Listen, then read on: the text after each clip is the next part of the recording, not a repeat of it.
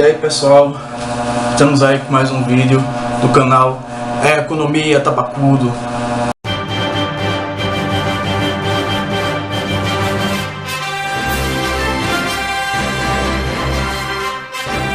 Economia Tabacudo. Hoje a gente vai falar sobre violência, especificamente violência urbana no Brasil. E a gente vai trazer esse problema aí tentando encontrar as raízes da questão da violência, e a gente também vai tentar trazer para vocês aí algumas ideias, algumas propostas que poderiam se transformar em políticas públicas para se reduzir a violência no Brasil. Primeiro, por que trazer esse assunto agora? Além de eu já ter escrito alguma coisa sobre esse tema no meu blog, é um assunto que mexe muito hoje com os ânimos das pessoas, e com essa eleição aí, essa iminente eleição, algumas propostas surgiram e me causou certa consternação e preocupação. Primeiro porque são medidas, sugestões extremamente simplistas para um problema tão complexo. Segundo, são medidas extremistas, são medidas que vão gerar mais violência, se propõe a aumentar a violência para acabar com a violência, o que por si só não tem sentido algum. E além disso, o candidato a presidente que propõe essa escalada da violência é o candidato que está na frente e está aí perigando de vencer essas eleições presidenciais. Então, assim, eu por conta desse conjunto de situações preocupantes, eu resolvi falar um pouco sobre o tema violência, e que tem tudo a ver com o canal, pois violência não deixa de ser um problema de questão política, econômica e além de social. Então a gente vai conversar um pouquinho sobre o tema, e eu espero que vocês gostem desse bate-papo. Primeiramente, vamos aqui tentar contextualizar a questão da violência no Brasil. O último mapa da violência aí trouxe pra gente uma estatística aterradora. São 63 mil assassinatos, e a grande maioria, a esmagadora maioria, são negros, pobres e jovens. O perfil da vítima da violência é um jovem negro pobre. Então, o que está por trás disso? O que a gente pode procurar? Como a gente pode procurar entender essa questão da violência? E grande parte dessas mortes se dá por conta do tráfico de drogas, e se dá em regiões mais carentes. Quanto mais carente de serviços públicos, quanto mais carente da presença do Estado, maior a violência nessas regiões. E por quê? Primeiro, é fácil perceber a relação direta onde você tem menos Estado, você tem uma maior presença do crime organizado. Já é sabido que onde o Estado não se faz presente, é mais fácil o surgimento de poderes paralelos. E no Brasil, esse poder paralelo ele se representa fortemente no tráfico de drogas e especificamente no Rio de Janeiro, onde isso é mais latente. Além do tráfico de drogas, você tem as milícias formadas por policiais, militares, civis e soldados das Forças Armadas. Então, o que é que acontece? Dentro dessa relação de poder paralelo, as pessoas elas já vivem sob constante ameaça desses grupos, e as crianças que crescem nesse ambiente, elas já crescem dentro de um ambiente de dificuldade, das dificuldades inerentes das regiões carentes. Não se tem uma infraestrutura boa, não se tem uma oferta de emprego bom, não se tem educação de qualidade, não se tem posto de saúde, não se tem acesso à água encanada, não se tem acesso a esgoto, não se tem ruas calçadas, as casas são precarizadas, por muitas vezes se mora dentro do mesmo cubículo 3 gerações da mesma família. Por muitas vezes a criança não tem a presença do pai, por ter perdido o pai para a violência, para o crime, e tudo isso se potencializa com a percepção dessa juventude de que eles não têm nenhuma perspectiva de futuro. A percepção dele é que não há nenhuma perspectiva de futuro. Quando essa juventude olha para o lado e vê lá seus pais, seus avós e tios, etc., todos trabalhando, os que trabalham, ou aqueles que tentam arrumar um emprego e não conseguem de forma alguma.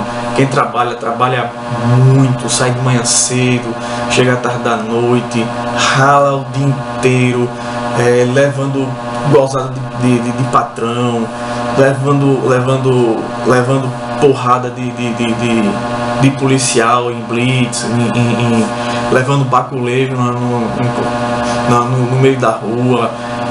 E toda dentro dessa perspectiva toda, o jovem, obviamente ele vai ver aquilo ali como o único futuro que o aguarda. Aí, diante desse futuro, ele vê do outro lado ali um cara jovem também, nos seus 18 anos, 19 anos, com camisa de marca, calça de marca, tênis de marca, uma pistola brilhando, um fuzil a tiracolo, uma menininha bonitinha do lado, um séquito de outros jovens lá mais novos adulando o tempo todo para lá e para cá, e toda aquela aura de poder que tem o rapaz que é um simples chefe de boca. Isso, de certa forma, causa um certo encantamento, especialmente quando esse chefe de boca, trata bem a população lá da comunidade, enquanto do outro lado a autoridade do representante do Estado, que é a polícia, trata de forma truculenta, de forma violenta, de forma desrespeitosa. E isso, você une isso à questão mercadológica, aí a mídia o tempo todo bombardeando na cabeça desse jovem: compre isso que você vai ser bacana, compre aquele que você vai ser legal, compre tal coisa e você vai ter a moça mais bonita do bairro, compre tal coisa e você vai ter o moço mais bonito do bairro, compre esse carro que é o melhor carro do mundo, faça essa viagem que você vai se encontrar e compre para ser alguém, compre para ser alguma coisa, compre para ser. Esse é o recado da mídia, esse é o recado do mercado. Você tem que comprar para ser. E para comprar, você tem que ter. E como ele vai ter? Ele olha lá do lado, tá lá os pais, os avós, trabalhando que suor e sangue, mal consegue colocar uma carne de segunda na mesa. Não tem condições de comprar absolutamente nada, tudo é de segunda mão. É o sacrifício, move mundos e fundos para ter um pouco menos que o básico, não chega nem a ter o básico, chega um pouco menos que o básico. E do outro lado tá lá o bonitão, um maço de dinheiro na mão, com tudo de primeira qualidade, tô oferecendo um cargo para ele. Coisa simples, você só vai pegar esse pacotinho aqui e vai entregar ali por uma soma de dinheiro que o pai dele não vai ganhar em um mês. Esse rapaz ganha em menos de uma semana.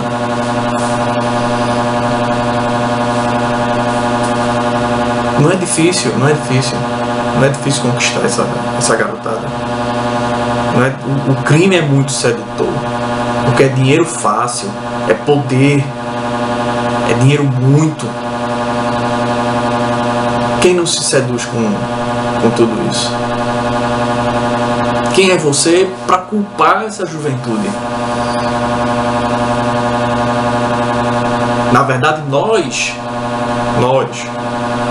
temos uma parcela de culpa nisso, porque nós os ignoramos e só lembramos deles na hora de apontar o dedo e exigir endurecimento de pena, exigir que ele seja morto, exigir que ele apodreça na cadeia.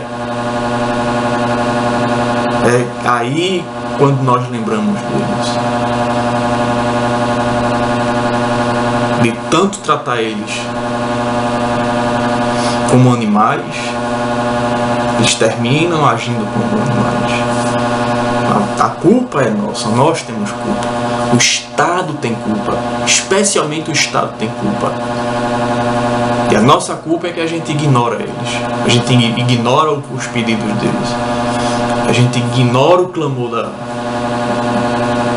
da sociedade, dos mais pobres, dos necessitados. A gente finge que não vê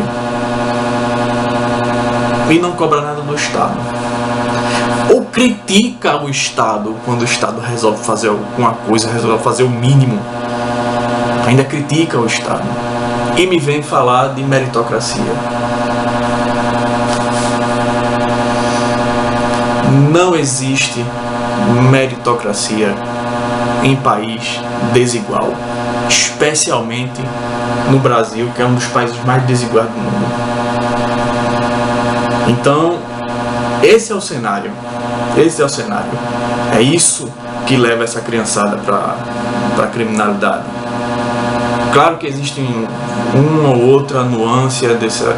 Eu estou falando de uma forma mais genérica, porque só essa questão, o contexto social, isso daria já um podcast de mais de 2 horas. Mas esse é o cerne da questão. Nós fechamos os olhos, a sociedade, o Estado fecha os olhos. E o crime não. O tráfico, especialmente, tem todos os olhos para essa criançada. Então não vamos nos precipitar em julgar, apontar. Não imaginem que alguém aqui está passando mão para o crime, dizendo coitadinho, a gente tem que deixar todo mundo na rua solto. Não. Estamos falando aqui das raízes do problema. E você não vai eliminar uma erva daninha cortando as folhas dela. A violência é uma erva daninha da sociedade. E você não vai extirpar uma erva daninha cortando as folhas. A gente tem que ir na raiz. A gente tem que matar a raiz do problema. E é sobre isso que eu vou falar agora. Como é que a gente pode matar essa erva daninha pela raiz? Para a gente falar aqui das propostas em políticas públicas para se tentar resolver a questão da violência, primeiro eu vou fazer aqui uma análise crítica das propostas que eu chamei agora há pouco de propostas simplistas de um dos candidatos a presidente aí. Eu vou começar primeiro pela questão da redução da maioridade penal. A proposta é muito simples: reduzir a maioridade penal para 16 anos. Se ele pode votar, ele pode responder pelos crimes dele. Essa é a lógica. Simples. A questão é que não vai resolver o problema. Não vai resolver o problema. Primeiro, porque você baixando a maioridade penal para 16 anos, o crime vai começar a recrutar crianças mais novas. Vai começar a recrutar meninos de 15 anos, 14 anos. E aí vai fazer o quê? Vai reduzir novamente a maioridade penal para 14? Eles vão recrutar meninos de 12, 13 anos para cometer os crimes. E a gente vai parar quando?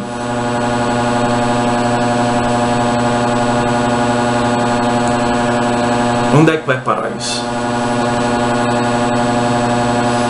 A gente vai definir a maioridade penal na gestação ainda? É ridículo. Não tem sentido. Segundo, isso tem um potencial apenas de abarrotar os presídios de jovens. E nós temos aí os presídios abarrotados, não coincidentemente, de jovens, negros e pobres, em grande parte por crimes de menor potencial ofensivo. Para que isso? Para tirar essa juventude da rua porque a sociedade tem medo? É porque o Estado não tem a humildade de reconhecer seus problemas, suas falhas e tentar resolver? Então, tenta cobrir o sol com a peneira, enxugar gelo. Isso é enxugar gelo. Simplesmente enxugar gelo. Não vai adiantar você abarrotar os presídios com essa juventude. Você simplesmente está entregando mão de obra para o tráfico.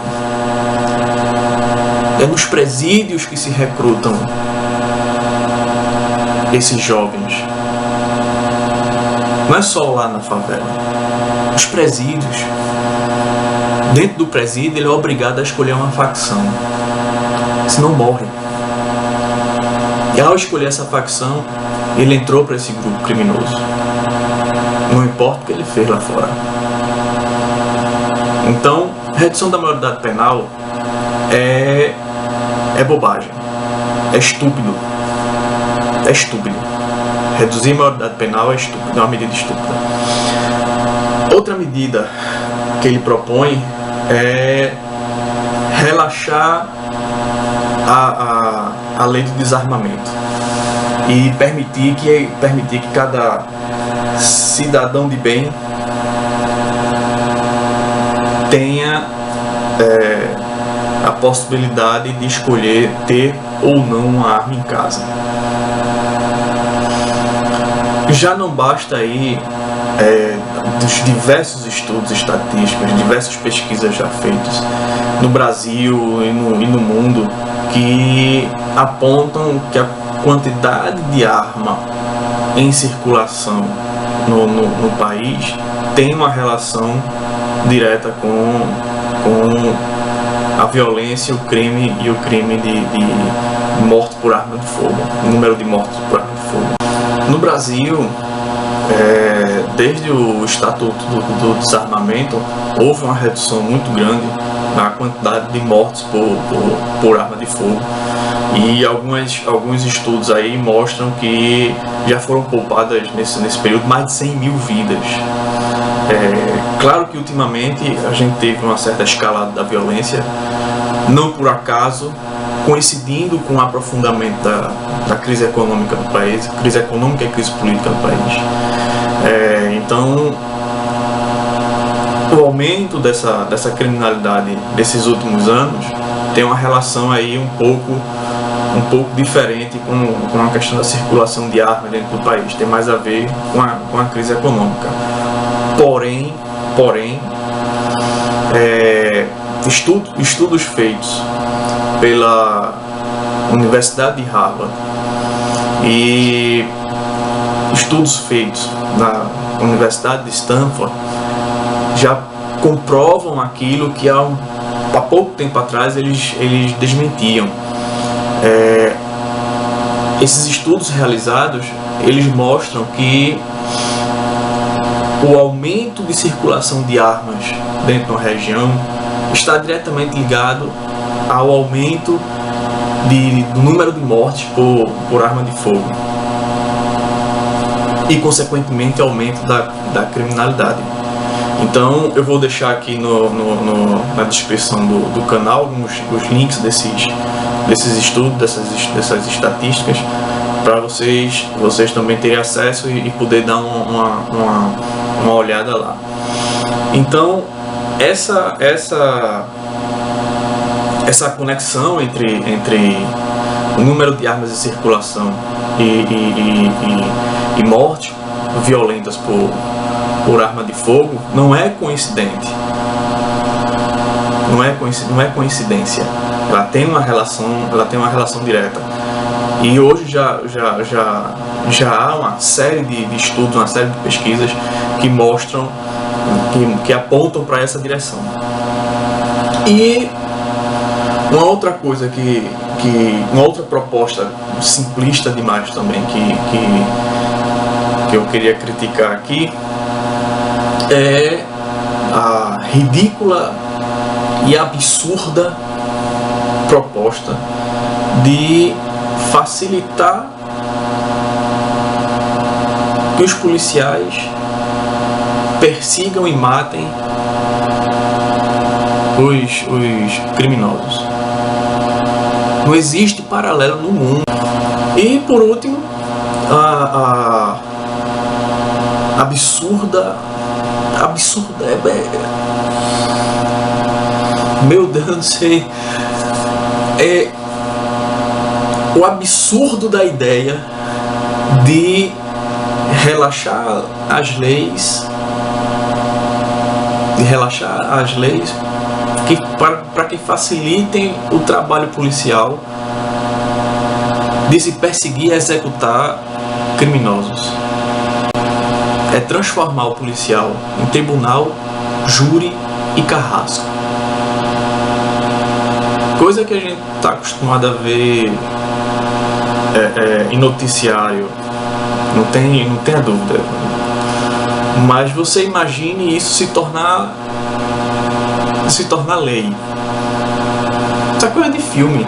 Isso é filme de ficção, filme de distopia.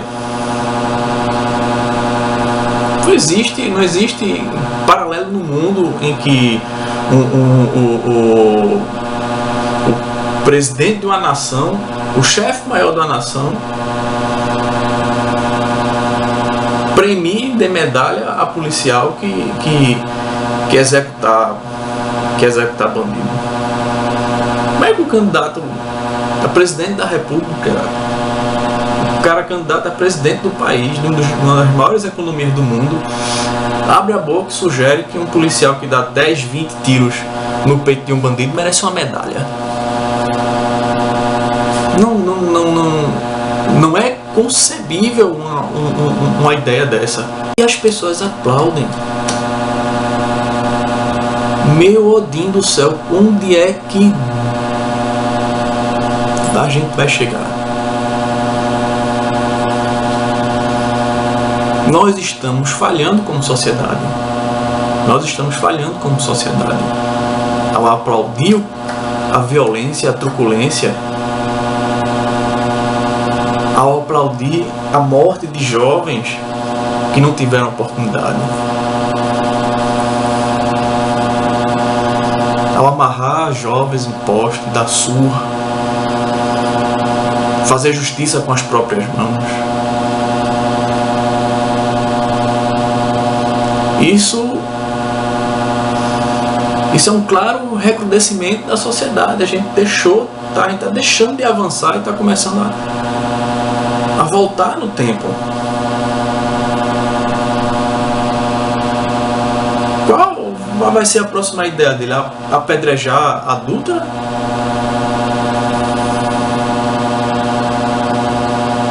Não dá.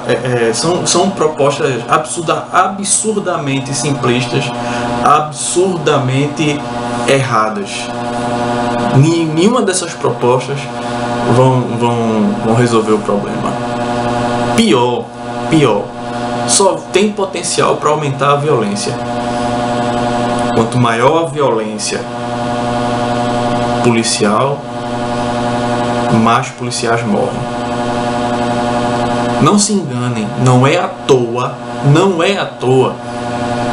que a polícia do Rio de Janeiro é a polícia que mais mata e a polícia que mais morre no mundo. Não é à toa, não é coincidência. Meus amigos e minhas amigas,